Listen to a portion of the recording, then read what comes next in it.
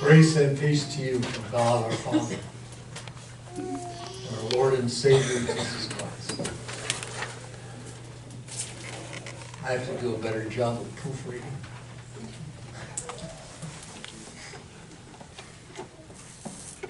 It's the details.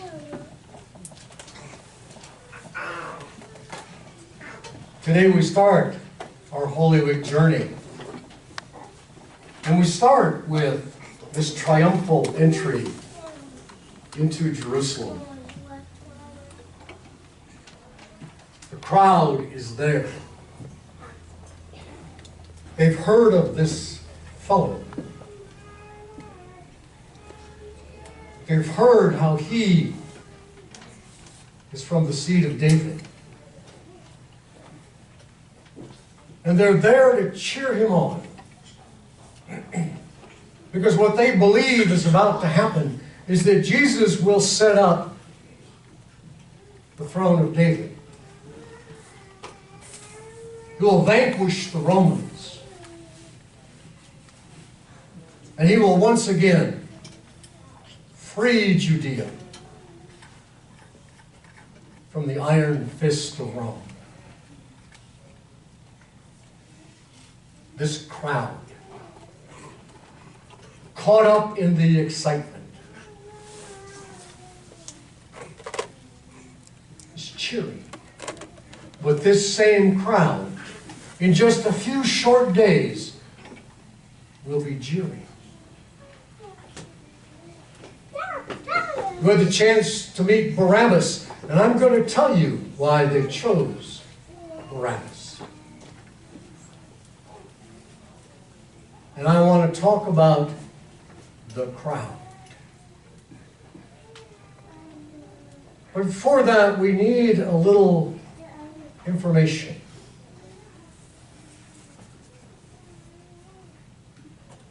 Pontius Pilate is the governor of Judea. But Pontius Pilate is also a man who is viewed with a great deal of skepticism from Rome. Not long ago, Pilate was a disciple. Actually, the term is client. He was an underling of a man high in the court of Rome, a man by the name of Sergius. Now, Sergius was a greedy and power-hungry man, and he had plotted the overthrow of the Caesar. He believed he himself was ordained by God to be the emperor of Rome. But he was caught. Dictatorships have spies everywhere, and he was caught wanting to throw a coup. And he was very publicly, very swiftly, and very brutally murdered to send a strong signal to the rest of those in Rome that one dare not plot against Caesar. And as one of his underlings, one of his clients, Pilate was viewed with a great deal of skepticism. Did he agree with Sergius? Was he a part of the plot? And so they put him in Judea. Now, Judea was a fairly lawless place. And they put him there as a test.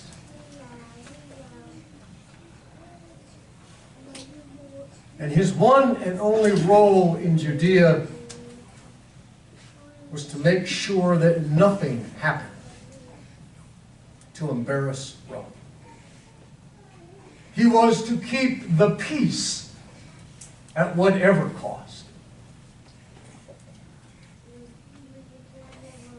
And so the Sanhedrin brings him this Jesus. The charge against him is blasphemy, daring to call himself the Son of God.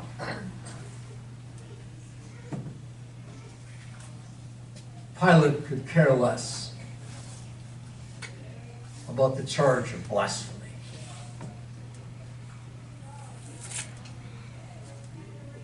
But his job was to keep the peace. And so he tells the Sanhedrin, because the Jews could not execute someone, that he could find no particular crime against Rome.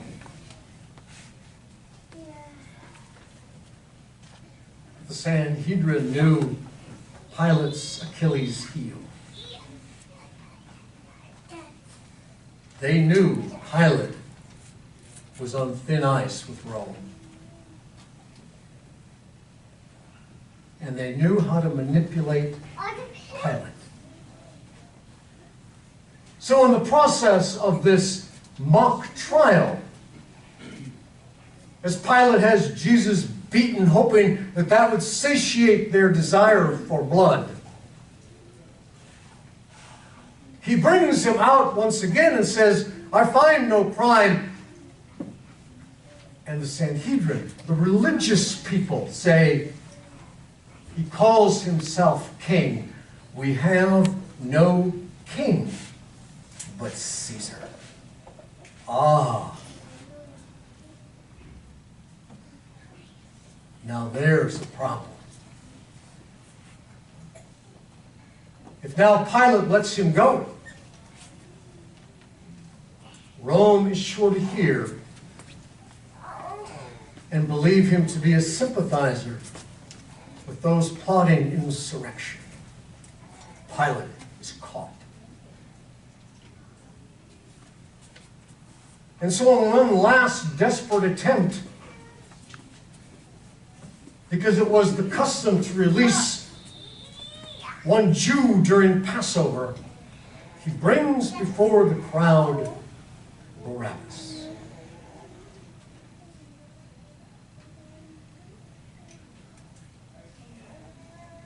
Now, Pilate was a true politician. He was quick to wet his finger and put it into the political winds to discern which way they were blowing. So what Pilate did was take a poll.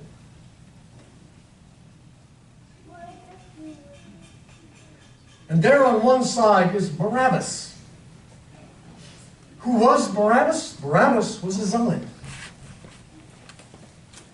A few weeks ago, I shared with you the three kind of breakdowns of the Jewish people living in Judea.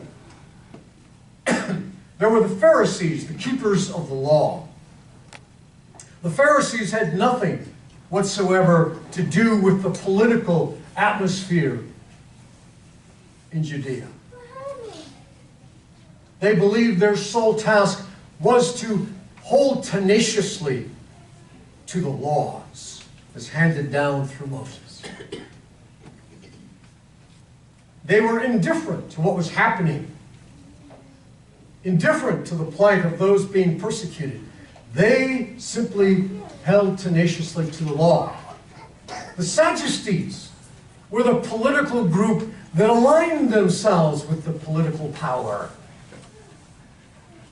They sought favor and thus an easier life for themselves.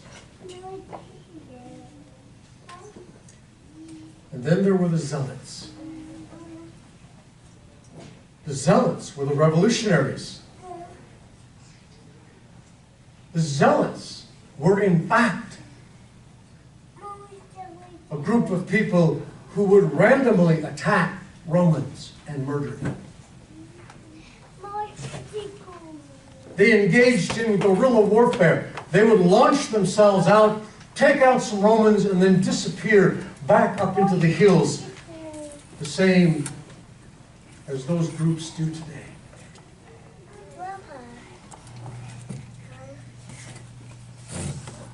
And if the Zealots had a credo, it was this: Judea is only for the Judeans. Nobody else has a right to be here. They were staunch nationalists.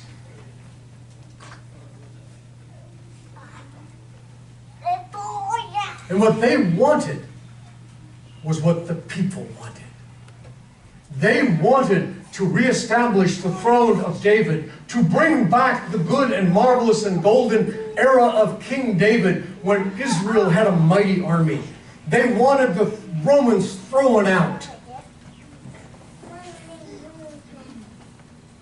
Which is exactly what the crowd wanted.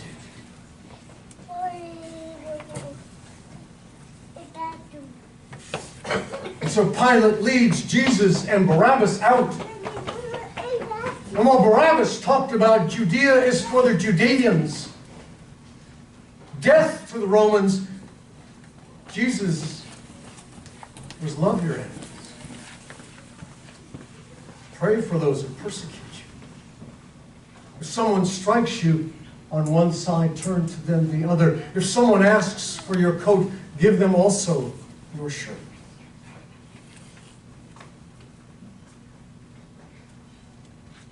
You see, the crowd didn't want that kind of king.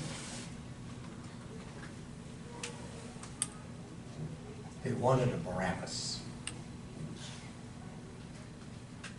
Because as you heard, Barabbas' crimes were murder and insurrection, treason. That's why he was in prison.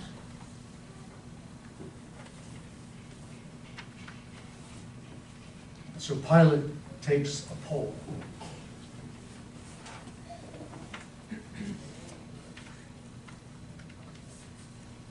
Which way are the political winds blowing?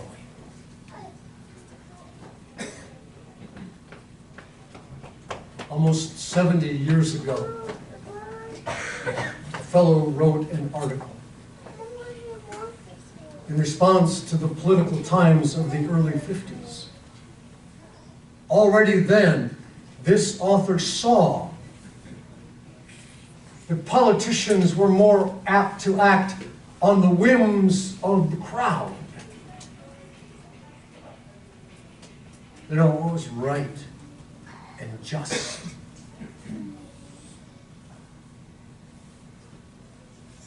And he wrote these words.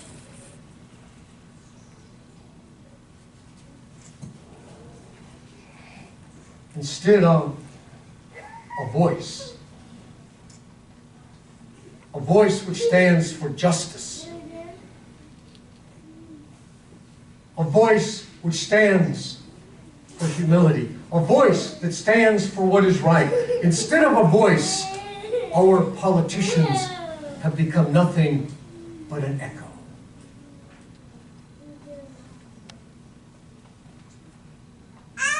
Bending whichever way is most popular to assure the thing upmost in their mind to make sure they get reelected.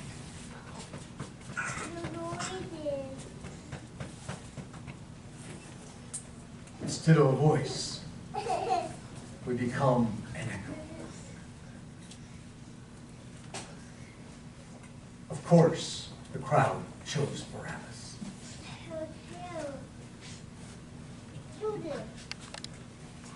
And so while Barabbas is set free, Jesus is taken off to be crucified.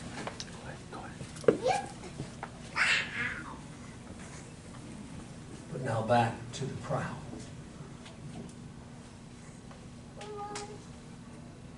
In the 1930s, Reinhold Niebuhr wrote a book everyone should read called Moral Man, Immoral Society. He said it's amazing that good and decent and moral people can come together into a crowd, into a group, and in that group do horrendously immoral things. We have words for that. Groupthink, mob rule.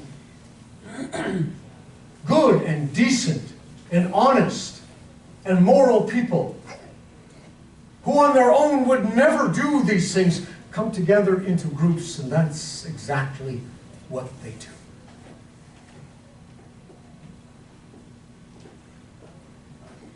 We saw that in Jesus' entry into Jerusalem as people looked on him not as the Prince of Peace, but as the mighty ruler who had reestablished the throne of David. And when they discerned fairly quickly that that was not who he was, they turned.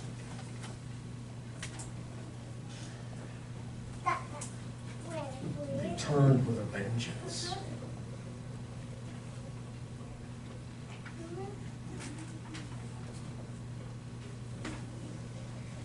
They became an echo. One reinforcing the other, the other, the other. And the very people singing hosannas are now singing crucify.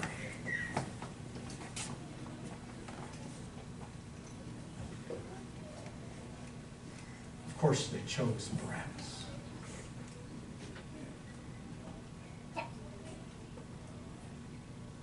Rather than right, they chose expediency. And they put all of their chips onto the table of expediency. How many times have we done that?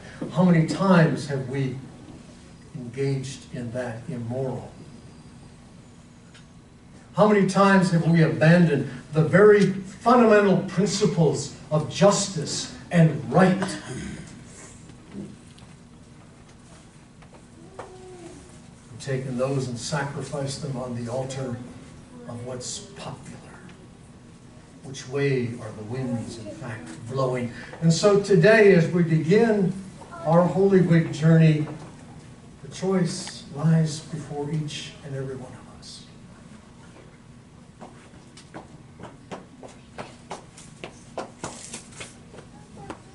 Do we choose to be the voice that speaks the good news of God and Christ,